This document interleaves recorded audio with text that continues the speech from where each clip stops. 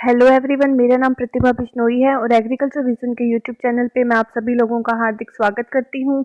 तो आज का जो हमारा सेशन होगा वो 30 क्वेश्चंस का सेट होगा जो कि वेरियस एग्जाम्स में पूछे जाते हैं। तो चलिए शुरू करते हैं हम हमारे फर्स्ट क्वेश्चन के साथ। और हमारा फर्स्ट क्वेश्चन है, प्राचीन काल में लड़ाई के लिए मुर्गी की कौन सी नस्ल पाली जाती है। तो हमें बताना है कि प्राचीन काल में लड़ाई के लिए मुर्गी की कौन सी नस्ल को पालते थे। तो इसके ऑप्शन है, फर्स्ट ऑप्शन है व्हाइट लेगहॉर्न, सेकंड ऑप्शन है Rhode Island red, third option है असील और फोर्थ ऑप्शन है कड़कनाथ। तो इसका जो राइट आंसर होगा वो होगा असील। तो जो असील है, असील नस्ल की जो मुर्गियां हैं वो हम लड़ाई के लिए पालते थे। ठीक है, अब हम चलते हैं सेकंड नंबर क्वेश्चन पे। मुर्गी के अंडे में सर्वाधिक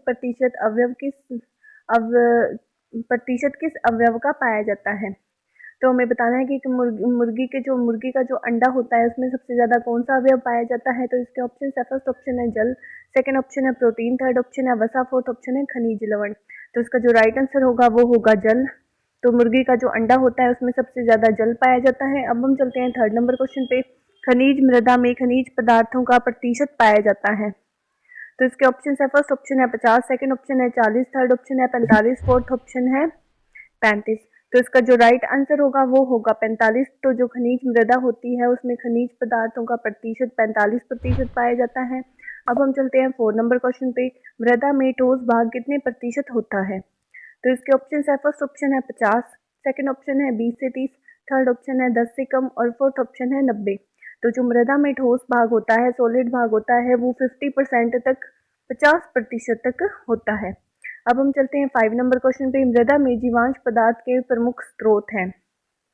तो इसके ऑप्शन है, फर्स्ट ऑप्शन है केवल पौधे, सेकंड ऑप्शन है पौधे व जंतु दोनों, थर्ड ऑप्शन है केवल जंतु और फोर्थ ऑप्शन है इनमें से कोई नहीं। तो मृदा में जीवांश पदार्थ के प्रमुख स्रोत है पौधे व जंतु दोनों। ठीक है, अब हम चलते हैं 6 नंबर क्वेश्चन पे और वो है, जीवांश पदार्थ में न्यूनतम मात्रा में पाया जाता है।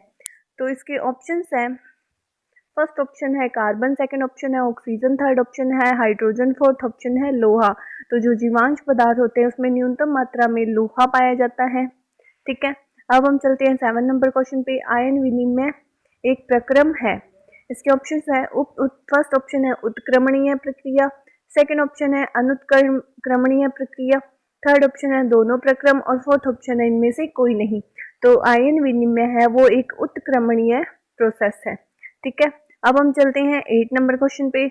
महीन बालू की तुलना में मोटे कण वाली मृदा की धनायन विनिमय क्षमता डैश होती है। तो इसके ऑप्शन है, फर्स्ट ऑप्शन है अधिक, सेकंड ऑप्शन है कम, थर्ड ऑप्शन है बराबर, फोर्थ ऑप्शन है बहुत कम। तो इसका जो राइट आंसर होगा वो होगा अधिक। तो जो महीन बालू की तुलना में जो मोटे कण वाली मृदा होती है उसकी धनायन विनिमय क्षमता मतलब कैटायन एक्सचेंज कैपेसिटी ज्यादा होती है। अब हम चलते हैं 9 नंबर क्वेश्चन पे। अम्लीय मृदाओं में जैव पदार्थों का विघटन मुख्य रूप से किसके द्वारा होता है। तो इसके ऑप्शन है, फर्स्ट ऑप्शन है बैक्टीरिया, सेकंड ऑप्शन है प्रोटोजोआ, थर्ड ऑप्शन है फंजाई और फोर्थ ऑप्शन है कोई नहीं। तो जो अम्लीय मृदाएं होती है उसमें जैव पदार्थों का जो विघटन होता है वो मेनली फंजाई के द्वारा मतलब फंगस के द्वारा होता है।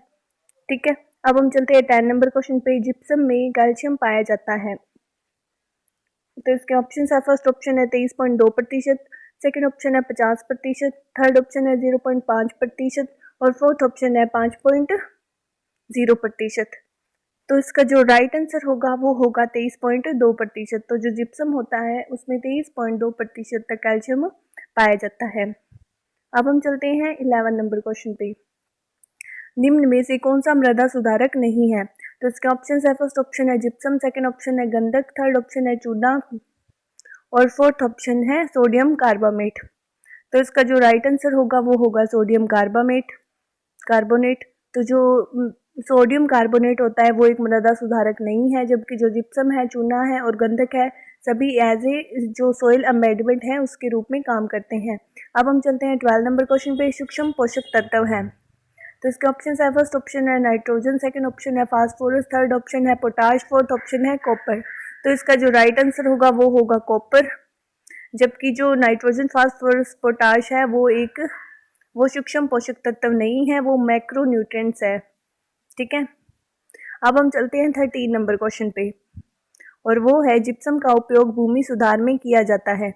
तो इसके ऑप्शन है, फर्स्ट ऑप्शन है लवणीय, सेकंड ऑप्शन है क्षारीय, थर्ड ऑप्शन है अम्लीय, फोर्थ ऑप्शन है कोई नहीं। तो जिप्सम का उपयोग हम करते हैं क्षारीय मृदाओं के उपचार के लिए। ठीक है, अब हम चलते हैं 14 नंबर क्वेश्चन पे। डीडीटी की खोज कब की गई? तो इसके ऑप्शन है, फर्स्ट ऑप्शन है 1939, सेकंड ऑप्शन है 1932, थर्ड ऑप्शन है 1950, फोर्थ ऑप्शन है 2010। तो डीडीटी की जो खोज की गई थी वो 1939 के अंदर की गई थी। अब हम चलते हैं 15 नंबर क्वेश्चन पे। सुक्रोज के जल अपघटन से प्राप्त होते हैं। तो इसके ऑप्शन है, फर्स्ट ऑप्शन है glucose plus glucose, second option है glucose plus galactose, third option है ग्लूकोज प्लस फ्रैक्टोज और फोर्थ ऑप्शन है इनमें से कोई नहीं। तो जब हम सुक्रोज को जल अपघटन करवाते हैं तो हमें प्राप्त होता है ग्लूकोज प्लस फ्रैक्टोज। ठीक है, अब हम चलते हैं 16 नंबर क्वेश्चन पे और वो है टमाटर की चटनी में कौन से परिरक्षक का प्रयोग किया जाता है? तो इसके ऑप्शन है, फर्स्ट ऑप्शन है सोरबेटस, सेकंड ऑप्शन है प्रोपियोनेटस, थर्ड ऑप्शन है पैराबेंस और फोर्थ ऑप्शन है चीनी। तो जो टमाटर की चटनी होती है उसमें हम परिरक्षक के रूप में पैराबेंस का उपयोग करते हैं। ठीक है, अब हम चलते हैं 17 नंबर क्वेश्चन पे।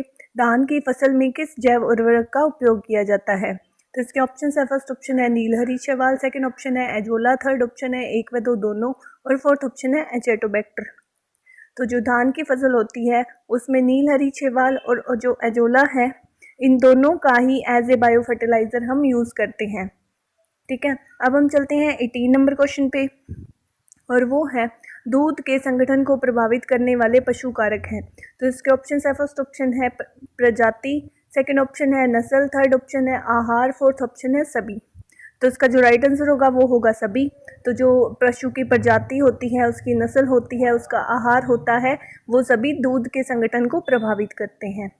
ठीक है, अब हम चलते हैं 19 नंबर क्वेश्चन पे और वो है दूध की शुद्धता मापने का यंत्र है।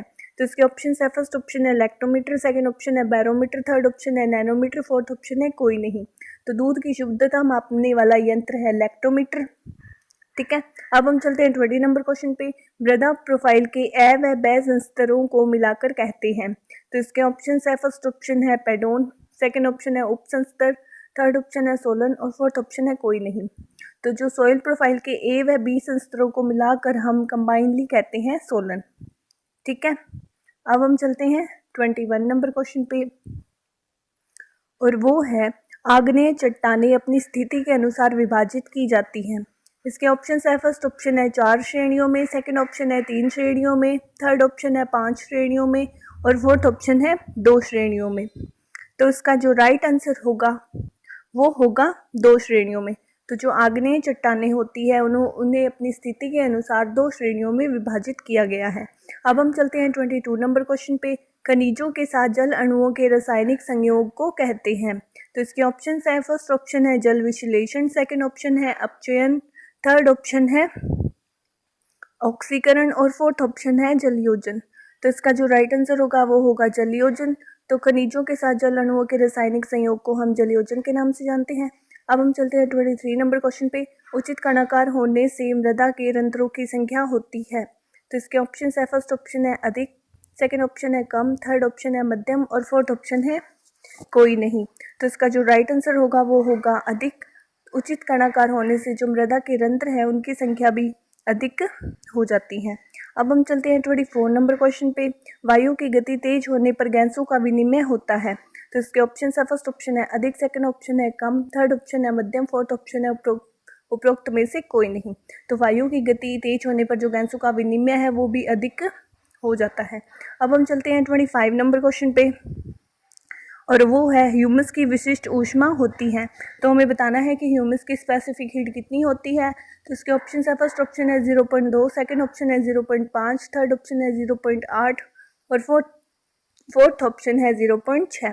तो इसका जो राइट आंसर होगा वो होगा 0.5। तो जो ह्यूमस होता है उसकी स्पेसिफिक हीट होती है 0.5। अब हम चलते हैं 26 नंबर क्वेश्चन पे और वो है जल में निलंबित करने पर मृदा कोलाइड पर आवेश रहता है। इसके ऑप्शन है, फर्स्ट ऑप्शन है ऋण, सेकंड ऑप्शन है ऋण व धन, थर्ड ऑप्शन है धन, फोर्थ ऑप्शन है इनमें से कोई नहीं। तो जल में निलंबित करने पर जो मृदा के कोलाइड होते हैं, सॉइल कोलाइड्स पर ऋण आवेश रहता है। अब हम चलते हैं 27 नंबर क्वेश्चन पे। लवणीय व क्षारीय मृदाएं पाई जाती हैं। इसके ऑप्शन है, फर्स्ट ऑप्शन है शुष्क जलवायु में, सेकंड ऑप्शन है आर्द्र जलवायु में, थर्ड ऑप्शन है शुष्क व आर्द्र जलवायु में, फोर्थ ऑप्शन है इनमें से कोई नहीं। तो इसका जो राइट आंसर होगा वो होगा शुष्क जलवायु में। तो जो लवणीय व क्षारीय मृदाएं होती है वो शुष्क जलवायु में, ड्राई क्लाइमेट में पाई जाती हैं। अब हम चलते हैं 28 नंबर क्वेश्चन पे। वह प्रक्रम जिसमें मृदा में उपस्थित अमोनियम नाइट्रोजन नाइट्रेट में परिवर्तित हो जाती है कहलाता है। तो इसके ऑप्शन है, फर्स्ट ऑप्शन है नाइट्रीकरण, सेकंड ऑप्शन है विनाइट्रीकरण, थर्ड ऑप्शन है अमोनीकरण, फोर्थ ऑप्शन है कोई नहीं। तो इसका जो राइट आंसर होगा वो होगा नाइट्रीकरण। अब हम चलते हैं 29 नंबर क्वेश्चन पे। निम्न में से कौन सी यांत्रिक विधि है? तो इसके ऑप्शन है, फर्स्ट ऑप्शन है लेख कृषि, सेकंड ऑप्शन है बेसिक लिसनिंग, थर्ड ऑप्शन है सब सॉइलिंग, फोर्थ ऑप्शन है मेड़बंदी। तो इसका जो राइट आंसर होगा वो होगा ले कृषि। जो ले फार्मिंग है वो एक यांत्रिक विधि है। अब हम चलते हैं 30 नंबर क्वेश्चन पे। वो है मृदा उत्पादकता को मापा जाता है। तो इसके ऑप्शन है, फर्स्ट ऑप्शन है उपज का मूल्य रुपयों में, सेकंड ऑप्शन है उपज की मात्रा क्विंटल प्रति हेक्टेयर में, थर्ड ऑप्शन है उपरोक्त दोनों, फोर्थ ऑप्शन है कोई नहीं। तो मृदा उत्पादकता को हम उपज का मूल्य रुपयों में माप सकते हैं। ठीक है, इसी तरीके से हमारा आज का सेशन यहीं पे समाप्त होता है। इससे पहले भी हमारी वीडियोस आ चुकी हैं, तो आप उनका जो लिंक है वो डिस्क्रिप्शन में दिया हुआ है, आप उन्हें वहाँ से देख सकते हैं। इसके साथ ही अगर आपको कोई भी डाउट हो तो आप उसे कमेंट सेक्शन में पूछ सकते हैं।